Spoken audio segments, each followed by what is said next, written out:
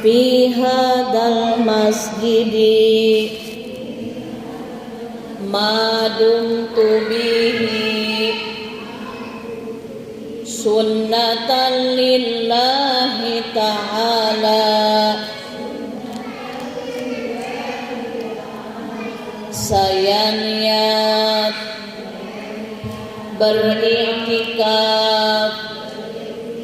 di masjid ini selama ada di dalam masjid, sunnah karena Allah Ta'ala. Astaghfirullahaladzim, astaghfirullahaladzim, astaghfirullahaladzim. Alladzi la ilaha illa huwal hayyul qayyum wa atubu ilaih. Ila hadratin nabiyil mustafa sayyidina wa maulana Muhammadir Rasulillah sallallahu alaihi wasallam wa ala alihi wa ashabihi wa azwajihi wa dhurriyyatihi wa ahli baitihil kiram. Syai'un lillahi lahumul Fatiha. A'udzu billahi minasy syaithanir rajim. Bismillahirrahmanirrahim. Alhamdulillahi rabbil alamin. Ar-Rahmanir Rahim. Maliki yaumiddin. Iyyaka na'budu wa iyyaka nasta'in. Ihdinas siratal mustaqim. Siratal ladzina an'amta 'alaihim ghairil maghdubi 'alaihim waladdallin. Amin. La ilaha illallah, la mawjuda illallah. Di sini kami sekarang karena ciptaan Allah. La ilaha illallah, la ma'buda illallah. Atas kudrat Allah ini niat berbakti pada Allah. La ilaha illallah, la maqluba illallah. Dikerjakan ini amanat karena perintah. La ilaha illallah, la maqsuda illallah. Dikerjakan ini amalan mengharap ridhonya Allah. Bismillahi tawakkalna 'alallah, la haula wala quwwata illa billah. Astaghfirullahaladzim, astaghfirullahaladzim, astaghfirullahaladzim wa atubu ilaih.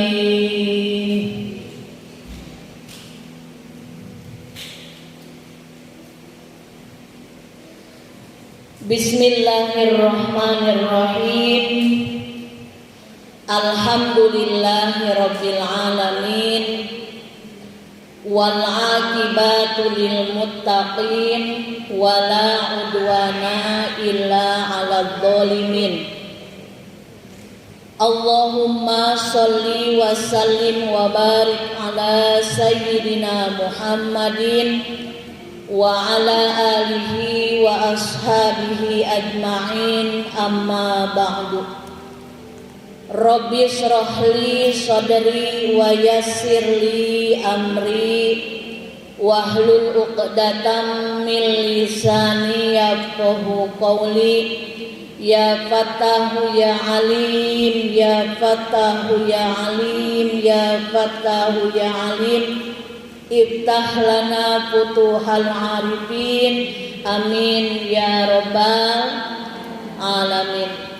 Yang saya hormati Bunda Ketua Taklim beserta para pengurus, ibu-ibu jamaah Majelis Taklim Al-Munawwaroh Perumahan Jupiter dan ibu jamaah dari Perumahan Dreamland, mudah-mudahan semuanya senantiasa diberikan kesehatan lahir dan batin, panjang usia yang barokah, rumah tangga sakinah mawaddah warahmah, keturunan sholih sholihah, rezeki berkah berlimpah untuk bekal ibadah, istiqomah dalam beramal soleh, meninggal dalam keadaan husnul khotimah, bisa berangkat ke Mekah dan ke Madinah untuk melaksanakan ibadah haji dan umroh.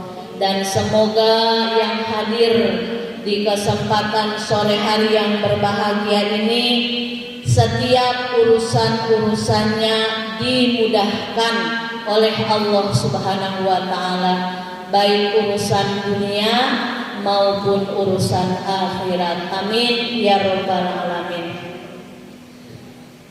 Pertama-tama dan yang paling utama, kita sama-sama senantiasa panjatkan rasa syukur kita kehadiran Allah Subhanahu wa Ta'ala, Allah yang maha kuasa, Allah yang maha gagah perkasa, Allah yang maha kaya, Allah yang maha Rahman Rahim, sehingga kita bisa duduk bersilaturahmi, bertolabul ilmi di sore hari ini di masjid yang kita cintai semata-mata atas karunia dari siapa Ibu? Allah Subhanahu wa Ta'ala. Bisa Allah mudahkan untuk pergi ke taklim, rezeki bukan Bu? Rezeki. Bisa duduk bersama di masjid yang kita cintai ini, rezeki apa bukan Ibu? Rezeki. Bisa bersalaman musofahah dengan sesama kaum muslimat, rezeki atau bukan Ibu? Rezeki. Alhamdulillahirabbil alamin. Rezeki bukan hanya uang, rezeki bukan hanya jabatan, rezeki bukan hanya kemewahan, diberikan istiqomah dalam kebaikan, punya kawan yang saling mengingatkan dalam kebaikan, punya tetangga yang mensupport dalam kebaikan. Ini semua pun bentuk rezeki dari Allah yang luar biasa, yang wajib kita syukuri adanya. Alhamdulillahirabbil alamin. Mudah-mudahan kita semuanya dicatat oleh Allah menjadi pribadi-pribadi yang ahli syukur. Karena kalau sudah menjadi pribadi ahli syukur, yakin hidupnya akan makmur. Makmur itu bukan berarti badannya seperti saya, bukan ya Bu ya. Makmur itu berkah, berkah berkelimpahan. Bila berkah rumah tangganya akan sakinah mawadah warahmah, adem ayem tentrem. Kalaupun ada selek dengan suami ya jarang-jarang ya Bu. Kalau dimisalkan sebulan 30 hari, tanda rumah tangga penuh berkah adalah 29-nya adem ayem, 1 harinya adalah masalah sedikit. Wajar ya Bu ya, namanya bumbu kehidupan. Kalau masakan tanpa bumbu, kurang bumbu, sedap tidak Bu? Lezat tidak? Coba saja tanyakan karena bunda-bunda yang ahli masak. Tapi kalau dalam sebulan 30 hari, akurnya 2 hari, bentroknya 28 hari, maka rumah tangganya harus banyak introspeksi diri. Berarti harus banyak taubat kepada siapa? Allah Subhanahu wa ta'ala. Itu intermezzo sedikit. Karena yang tahu berkah atau tidaknya kita, rumah tangga kita, harta kita, ya kita yang merasakannya ya Bu. Kalau diberi keluasan rezeki, rezekinya bisa mudah dipakai taat, gampang dibawa dalam kebaikan, berarti kategori rezeki yang barokah. Mudah-mudahan kita ada di dalamnya. Amin ya robbal alamin. Sholawat dan salam mudah-mudahan senantiasa selamanya tercurah limpahkan kepada panutan alam, kekasih tercinta yakni Nabi besar Muhammad sallallahu alaihi wasallam, juga kepada sahabat, keluarga, tabi'in, tabi'at, dan kita selaku umatnya yang merindukan syafaat beliau kelak di hari kiamat. Mudah-mudahan kita semua yang berkumpul di sini, yang istiqomah mengaji, mendapatkan kemudahan syafaat dari Rasulullah dari mulai di dunia sampai akhirat kelak. Amin ya rabbal alamin.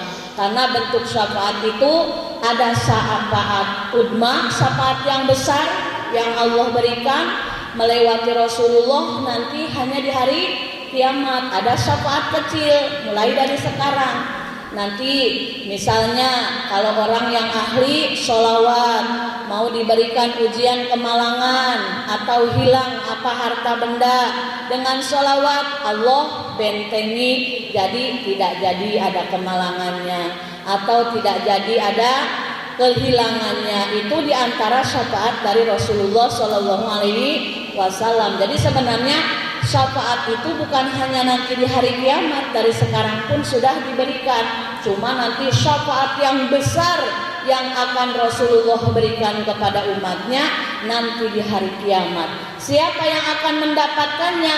Di antaranya umat Rasul yang memperbanyak sholawat. Makanya ibu-ibu jangan pernah lelah dalam bersolawat ya Bu. Badan boleh capek, pikiran boleh lelah, boleh penat, tapi lidah jangan dianggurin. Biar apa?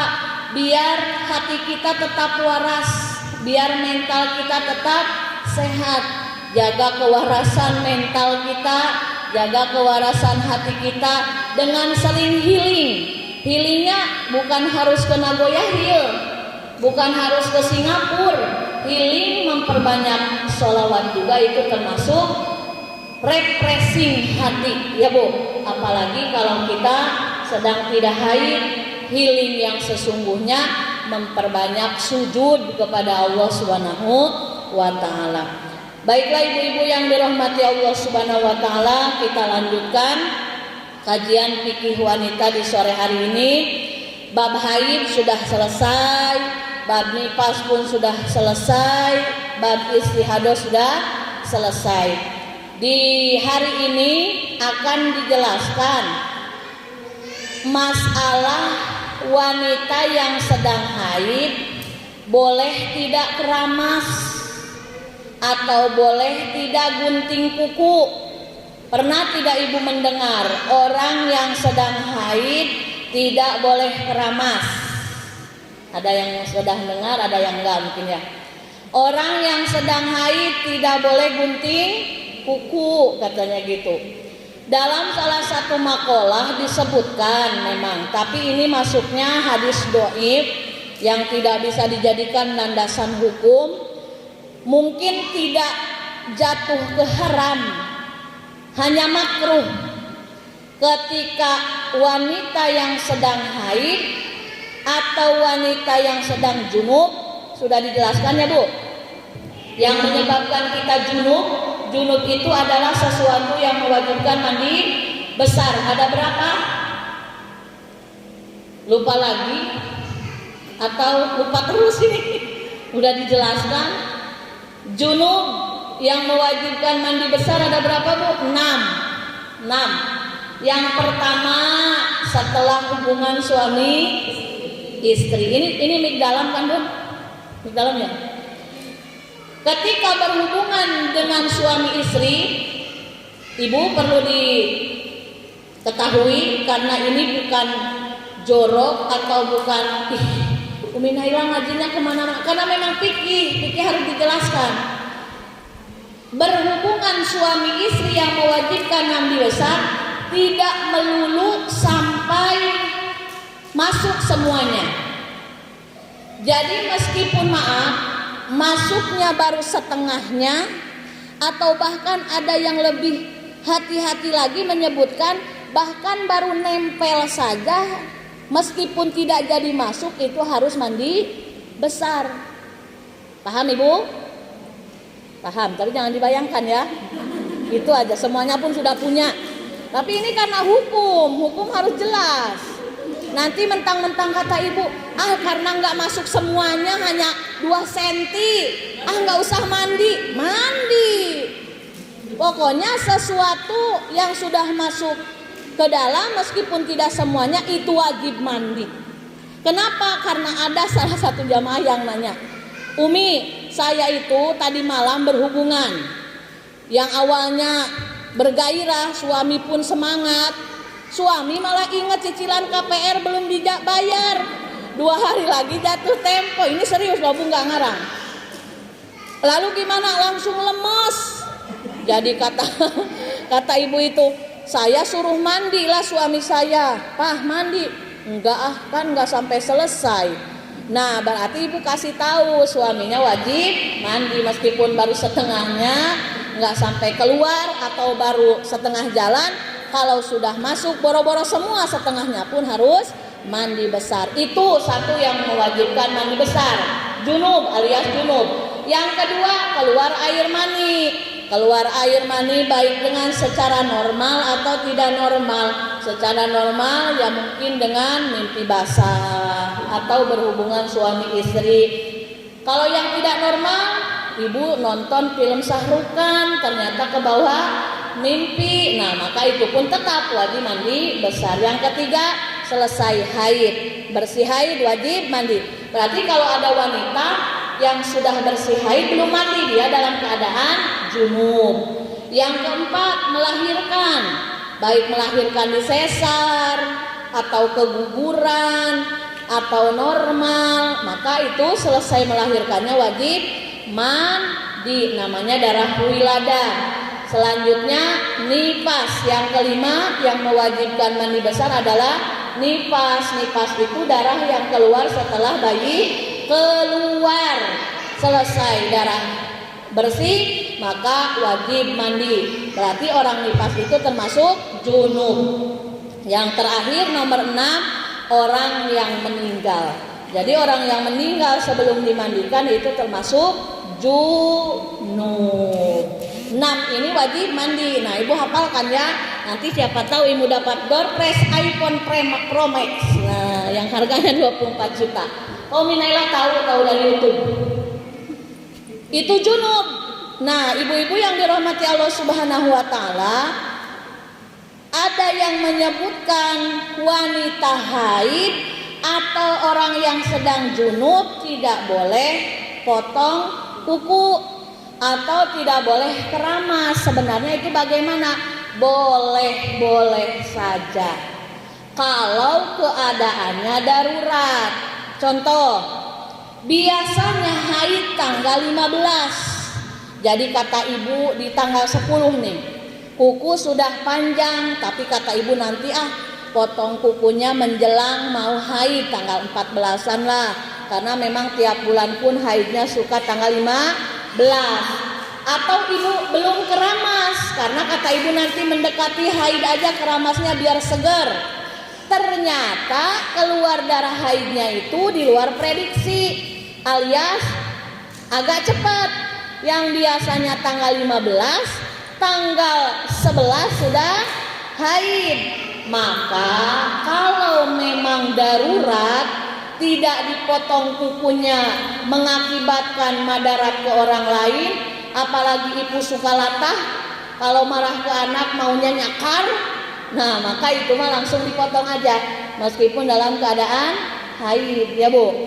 Atau aduh belum keramas, ibu jangan mentang-mentang kita dalam keadaan haid tidak boleh campur dengan suami, ya Bu. Karena kan diantara yang haram bagi wanita haid itu tidak boleh campur dengan suami, tidak boleh berhubungan suami istri, tidak boleh berhubungan suami istri, dan tidak boleh dipegang atau dialap suka. Bahasa Indonesianya apa ya dialap suka ya? Tidak boleh dimanfaatkan antara lutut sampai pusar. Jadi kalau lagi haid suami pegang pun mendingan jangan. Nanti sudah pegang bahaya kesananya. Kalau mau megang ini betis aja Pak. Yang di sini jangan perboden. Kenapa? Enggak boleh. Karena kalau kita mendekati sesuatu keburukan, kalau imannya kurang kuat nanti malah terjun bebas ke dalam dosa tersebut. Makanya dalam keadaan haid meskipun kita tidak boleh campur dengan suami, meskipun suami tidak boleh pegang antara pusar sampai lutut karena dikhawatirkan terjadi sesuatu yang diharamkan, maka tetap jaga kewangian tubuh, jaga penampilan ya. Mentang-mentang gak boleh dipegang, kita sebrut, tahu ibu sebrut, bau 7 rupa lah ibaratnya ya. Kadang mandi pun 2 hari sekali, kan jorok, kasihan suaminya. Ya, jadi obat untuk suami kalau kita lagi haid adalah enak dipandang meskipun tidak bisa dipegang. Nanti kata suami, kata ibu boleh memandang, tak boleh dipegang. Ya, ini karena sudah jalur syariat, tidak boleh dari sananya. Nah, maka ibu-ibu yang dirahmati Allah Subhanahu wa taala, kalau darurat ini belum keramas bau nih. Untuk menjaga penampilan kan, menjaga penampilan di depan suami pun ibadah, boleh keramas. Cuma kalau ibu bisa menjaga rontokan-rontokan rambut, nanti rontokan rambutnya kumpulkan. Mengumpulkan rontokan rambut atau ibu potong rambutnya diambil bukan karena rambut tersebut nanti diikutkan pas mandi, diikutkan niat mandi wajib, bukan. Tapi untuk menjaga aurat kita ya Bu, karena masih berlaku. Contoh, ada rambut yang keluar dari ciput kita, aurat bukan Bu? Aurat. Meskipun sudah copot dari kepala kita, itu rambut meskipun selai masih dihukumi aurat. Beda dalam sholat. Kalau dalam sholat begini, ibu dalam sholat ada 1 lembar rambut nongol, lalu kata kawan ibu, Bu maaf, itu rambutnya kelihatan. Pas ibu ambil memang betul si rambutnya masih nempel ke kepala, berarti sholatnya wajib diulang lagi karena terbukanya aurat menyebabkan batalnya sholat kita. Tapi ketika ibu ambil ternyata sudah lepas dari kepala kita rambutnya itu, cuma memang nongol pas diambil sudah lepas, maka ibu tidak usah mengulang lagi sholat karena tadi rambutnya sudah terpisah dari badan kita.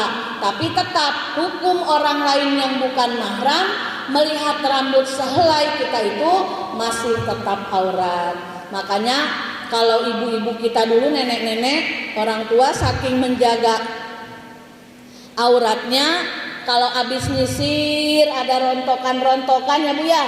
Nah itu biasanya dikumpulkan. Nanti kalau sudah banyak dikubur ya Bu. Ya itu tujuannya nggak ada lagi kecuali menjaga aurat terlihat oleh orang yang bukan mahram. Jadi kesimpulannya, wanita yang sedang haid wanita yang sedang junub boleh-boleh saja keramas, tapi kalau bisa disunahkan rambut kuku yang tercecer dikumpulkan, nanti ditanam atau dikubur. Kalau tidak ditanam atau dikubur, dibungkus pakai tisu atau mau dikemanain, dibuang ke sampah. Tapi kalau dibuang ke sampah riskannya nanti pakai tisu kena air, tisunya hancur ya Bu ya. Rambutnya tercecer kemana, mana yang bukan mahram melihat aurat kita. Memang betul dicontohkan di dalam kitabnya pun dikubur itu lebih aman. Paham ya Bu? Nah jadi silahkan bagi yang sedang haid boleh keramas, boleh potong kuku, cuma sunnahnya dikumpulkan, nanti auratnya dikubur. Itu selesai masalah haid, selesai masalah nifas, selesai masalah istihadah. Kemarin masalah istihadah Ibu, kalau darah haid nyambung ke darah nifas, darah haid, darah nifas, darah haid. Kalau darah haid nyambung ke darah nifas, ini diperbolehkan. Tapi kalau darah nifas nyambung ke darah haid, tidak diperbolehkan. Kebayang gak Bu? Ini bayangkan, ini darah haid kanan, darah nifas tengah, darah haid kiri. Darah haid boleh nyambung ke darah nifas, tapi darah nifas tidak boleh nyambung ke darah haid. Banyak, tidak banyak, di antaranya 1001 seorang perempuan yang hamil tapi disertai haid. Ibu-ibu kalau hamil haid nggak? Ada nggak di sini yang hamil plus haid? Ada, saya orangnya. Naila Habibah sampai ketahuan hamilnya itu usia 6 bulan karena haidnya lancar. Bahkan saya melahirkan Naila itu dalam keadaan haid. Jadi darah haid nyambung ke darah nifas itu boleh lanjut, tapi darah nifas nyambung ke darah haid tidak boleh. Saya mau tanya, paling sedikit nifas berapa waktunya?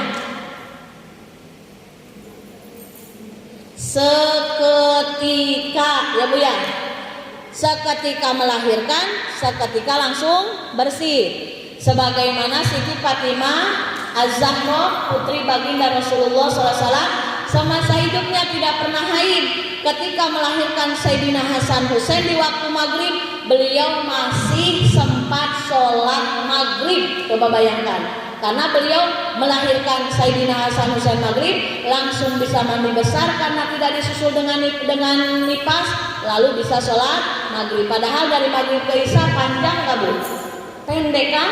Cuma kurang lebih 1 jaman, kurang lebih lah. Tapi bisa sholat maghrib. Berarti itulah kehebatan Allah kalau sudah berkehendak. Idza arada syai'an ayyaqula lahu kun fayakun. Kalau nifas kita paling biasa berapa? Kebiasaan nifas berapa Bu? 40 hari 40 malam kebiasaan. Kalau paling lama waktu nifas 60 hari 60 malam. Ini hanya patokan yang sudah disurvei oleh Imam Syafi'i. Di antara 4 madhab imam paling hati-hati adalah Imam Syafi'i. Tapi bukan berarti yang lain tidak hati-hati Bu. Tapi orang yang lain yang 3 hati-hati, Imam Syafi'i lebih hati-hati lagi. Nah ini dalam masalah nifas pun hasil survei Imam Syafi'i pada zamannya, wanita yang nifas paling sedikit seketika. Kebiasaannya 40 hari 40 malam, paling lama 60 hari 60 malam. Ini jangan dijadi patokan, karena patokan yang sesungguhnya adalah darah yang keluar dari kemaluan ibu yang sedang nifas. Kalau darahnya sudah bersih, meskipun baru 2 minggu melahirkannya, ya sudah langsung mandi. Meskipun darahnya hanya keluar 1 minggu, tapi kalau sudah bersih ya sudah langsung mandi, tidak boleh nunggu sampai 40 hari padahal darah sudah bersih dari lama. Nah, ini yang harus di garis bawahi, yang harus dipahami. Kebanyakan yang orangnya mungkin belum tahu, belum ngaji, lalu dengar dari seorang ibunya, mungkin ibunya pun hanya sepintas dulu ngaji dipikirnya kalau belum 40 hari tidak boleh campur dengan suami katanya. 40 hari tidak boleh mandi besar. Terus saya tanya, darahnya masih keluar tidak? Tidak, udah bersih dari 2 minggu yang lalu. Astagfirullahaladzim, berarti banyak kewajiban yang sengaja ditinggalkan, banyak kewajiban kepada suami yang ditinggalkan. Gara-gara apa? Gara-gara ketidaktahuan.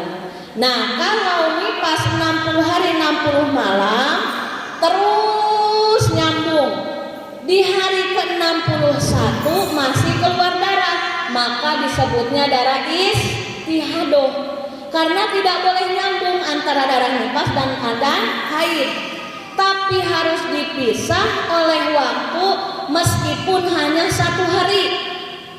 Jadi kalau ada perempuan nifas 60 hari 60 malam, di hari ke-60 dia bersuci karena besoknya sudah tidak boleh nifas lagi. Ternyata di hari ke-61 itu bersih.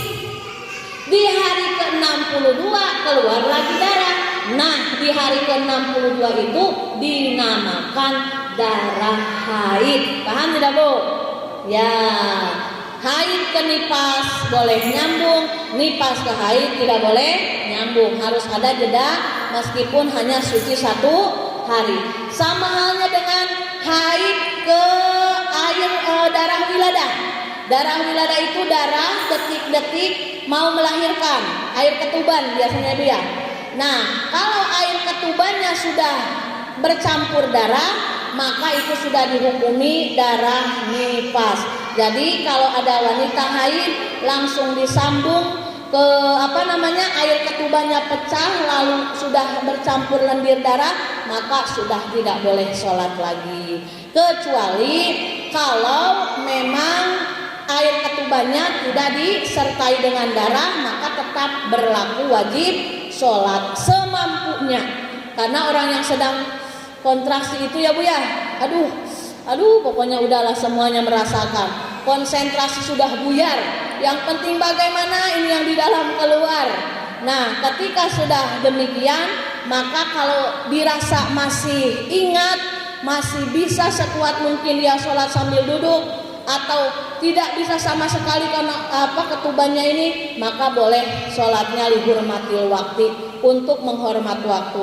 Tapi nanti suaminya atau siapa yang jaganya suruh tulis sholat apa yang tadi ditinggal atau yang lihurmatil waktu. Karena sholat lihurmatil waktu itu kan dia tidak wudu ya, karena kan boro-boro ingat wudu, air ketuban sudah deras keluar, maka nanti wajib diganti sholatnya setelah selesai nifas, setelah bersih nifas. Alhamdulillahirabbil alamin. Jadi pengajian di sore hari ini, yang pertama wanita haid, wanita yang senang junub boleh keramas, tapi kalau bisa jaga rambut yang tercecer kumpulkan. Tidak boleh dibuang sembarangan, kubur untuk menjaga dari terlihat oleh orang yang bukan mahram. Lalu ketika ibu istihadoh adalah darah yang keluar kurang dari minimal batasan haid, dan darah yang keluar lebih dari maksimal batasan haid. Minimal waktu haid berapa Bu? 24 jam sehari semalam. Bagaimana kalau haidnya tidak deras, tidak apa-apa, tidak deras pun, tapi memang harus sering keluar ya Bu. Meskipun bercak jam 11 keluar bercak, jam 12 keluar bercak lagi, terus sampai nyambung. Kalau dikumpulkan darah dari awal keluar ada 24 jam sampai kita masa bersuci. Kalau enggak ada deras, tapi kalau hanya plek, 1 hari ngeplek, 2 harinya pun masih ngeplek. Ini bagi wanita-wanita yang biasanya enggak semuanya pakai KB, suntik, yang 3 bulan. Tapi cocok-cocokan katanya gitu ya, karena saya nggak pernah. Kalau yang 3 bulan itu ngeplek aja, jadi darahnya tidak pernah deras. Beda lagi dengan yang pasang IUD, tapi ini tidak semuanya, mungkin berlaku hanya sebagian perempuan. Kalau yang IUD malah sebaliknya, katanya kalau keluar darah itu malah mau 1 bulan. Jadi untuk membedakannya yaitu punya catatan khusus tentang haid dan masa suci biar tidak keliru. Kalau kita sudah mencatat, kita yakin ini darah ini haid atau ini ada istihadah. Kalau kita sudah mengetahui ini darah haid, berarti tahu batasan apa yang haram dilakukan. Kalau sudah mengetahui ini darah istihadah, berarti wajib sholat, wajib puasa, boleh baca Al-Quran, boleh duduk di masjid, boleh memegang Al-Quran, asal punya wudu ya Bu ya. Karena orang istihadah dihukumin dawamil hadas alias langgeng hadas dalam keadaan uzur. Ibu-ibu, sebelum saya bertanya, ada yang mau bertanya enggak? Alhamdulillah, cerdas-cerdas ibu-ibu Jupiter. Pertanyaan pertama, sebutkan yang mewajibkan mandi besar, alias sebutkan macam-macam junub. Silakan angkat tangannya. Ayo, silakan Bunda.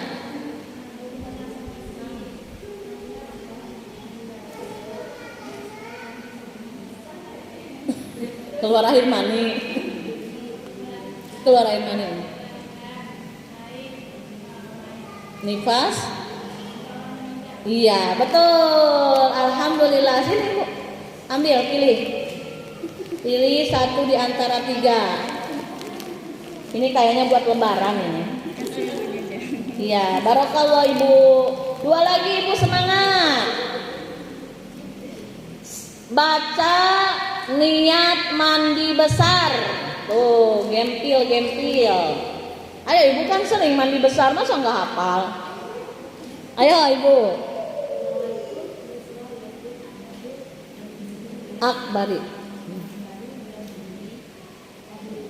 Alhamdulillah. Ibu silakan ambil. Sini adek ambil kamu mama. Ambil 1, yang mana?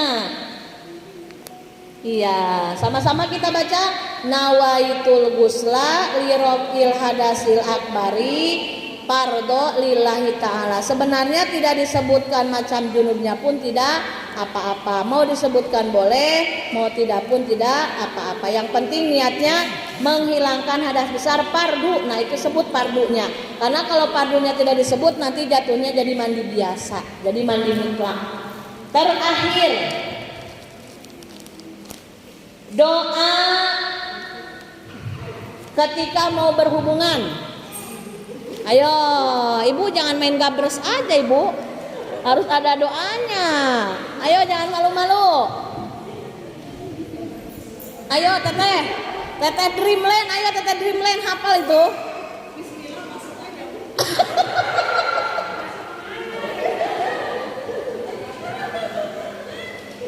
Si teteh bisaan.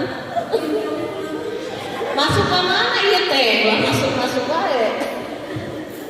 Ayo Ibu, ini bukan bercanda ya, ini serius ya. Ibu kalau mau berhubungan itu sunahnya wudu, suka pada wudu dulu enggak? Jangan main gabres aja, udah jangan main masuk aja teh. Kata Ibu, alah wudu dulu nanti keburu bangun lagi anaknya. Ayo Ibu. Itu memang dianjurkan oleh Rasulullah SAW ketika kita mau berhubungan baca doa agar setan tidak ikut serta. Ayo Bunda. Oh yang lain, oh ini mah dari Bunda memang. Ayo. Saya kasih clue. Ayo. Allahumma janibna.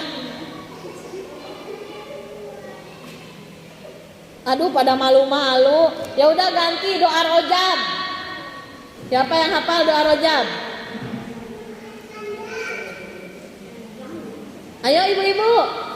Oh ya udah kalau gitu sama-sama.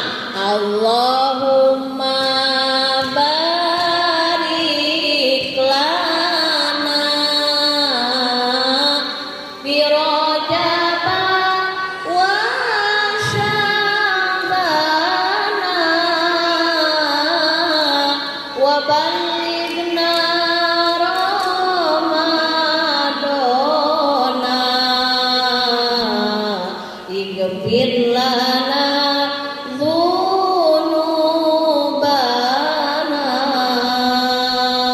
Ya Allah berkahi kami di bulan Rajab dan Sya'ban. Ya Allah sampaikan kami ke bulan suci Ramadan. Amin ya rabbal alamin. Ayo tadi mau ada yang jawab nggak ini? Doa. Ini berarti milik teteh nih. Tadi bismillah langsung masuk. Allahumma jannibna syaiton ma razaqtana. Ya Allah jauhkan dari godaan setan terhadap rezeki yang akan kami terima. Jadi ketika ada benih di dalam rahim seorang istri, kalau membaca doa itu insya Allah dari benih yang tidak disertai oleh godaan setan. Ya udah teteh, karena teteh udah baca bismillah. Ini rezeki teteh lumayan sudah jawab bismillah langsung masuk juga. Semoga berkah ya teh. Alhamdulillahirabbil alamin. Mudah-mudahan silaturahmi kita di sore hari ini berkah dan manfaat. Mohon maaf atas segala kekurangan. Kita sama-sama membaca doa. Bismillahirrahmanirrahim. Astagfirullahaladzim, astagfirullahaladzim, astagfirullahaladzim wa atubu ilaih. Allahumma salli ala sayyidina wa habibina wa syafi'ina wa karimina wa maulana Muhammad wa sallim radiyallahu tabaraka wa ta'ala sadatina ashabi rasulillahi ajma'in. Amin ya Allah ya rabbal alamin. Bismillahirrahmanirrahim. Alhamdulillahi rabbil alamin. Hamdan na'imin, hamdan syakirin, hamdan yuwafi ni'amah wa yukafi mazidah. Ya Allah ya Rabbana lakal hamdu kama yanbaghi li jalali wajhika wa 'azimi sultanik. Allahumma inna nas'aluka imanan kamilan wa yaqinan shadiqan wa qalban khashi'an wa lisanan dhakiran wa shifaan min kulli da'. Allahumma shalli ala sayyidina Muhammadin al-fatih lima ughliqa wal khatim lima sabaq nasiril haqqi bil haqqi wal hadi ila siratikal mustaqim wa ala alihi wa ashabihi haqqa qadri wa miqdarihil azim. Rabbana atina fid dunya hasanah wa fil akhirati hasanatan wa qina adzabannar. Wa sallallahu ala sayyidina Muhammad wa ala alihi wa sahbihi ajma'in. Subhana rabbika rabbil izzati amma yasifun wa salamun alal mursalin walhamdulillahi rabbil alamin. Taqabbalallahu minkum. Alhamdulillahi rabbil alamin. Mohon maaf atas segala kekurangan. Hadanallahu wa iyyakum ajmain. Assalamualaikum warahmatullahi wabarakatuh.